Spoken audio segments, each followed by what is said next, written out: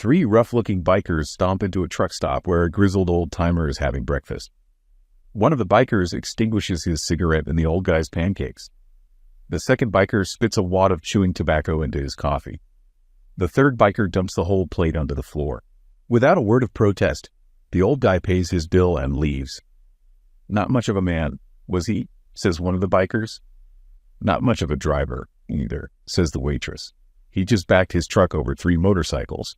I was administering an achievement test to David, a precocious 6-year-old, and I began by asking him when his birthday was.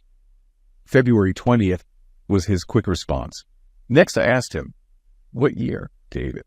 He looked at me quizzically at first and then hit upon the obvious answer. "Every year," he said. Phoning a patient, the doctor says, "I have some bad news and some worse news. The bad news is that you have only 24 hours left to live." "That is bad news," the patient replies.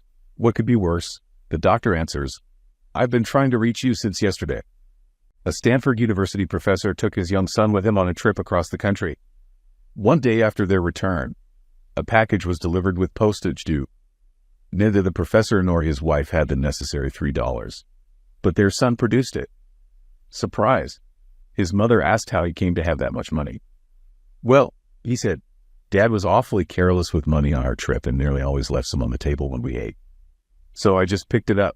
A traveling salesman, caught in a torrential rainstorm, stopped overnight at a farmhouse. In the morning, he looked out on a flood coursing through the front yard. He watched pieces of fence, chicken coops, branches, and an old straw hat floating past with the current. Then he saw the straw hat come back, upstream past the house. Then he saw it go down again.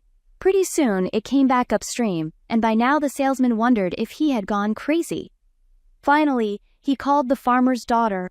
"Oh," she said after a glance out the window, "that must be Grandpa.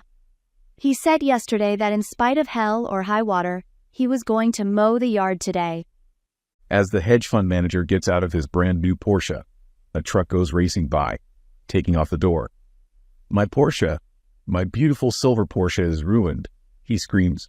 A police officer on the scene shakes his head in disgust. "I can't believe you," he says. "You're so focused on your possessions that you didn't even realize your left arm was torn off when the truck hit you." The hedge fund manager looks down in absolute horror. "Oh, no," he cries. "My Rolex." 2 old friends, Ned and John, lived for baseball. Then one day, John died, leaving Ned inconsolable. A few weeks later, Ned heard someone calling his name. He looked up. Standing on a cloud was his old pal. "Ned," John called down, "I have good news and bad." "The good news is there's baseball in heaven." "Great," said Ned. "What's the bad news?" "You're pitching Sunday." "I was visiting my son the other night when I asked if I could borrow a newspaper."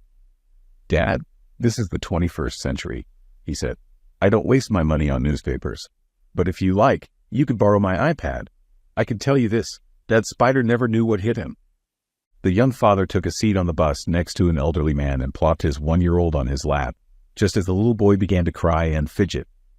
"That child is spoiled, isn't he?" the old man remarked. "No," said the dad. "They all smell this way." When my teenage son worked part-time in a hardware store, a man came in to buy hooks for hanging plants. But there were only 2 hooks left in the gold color that he needed. My son, trying to be helpful, suggested, "Could you maybe use the silver or the white instead?"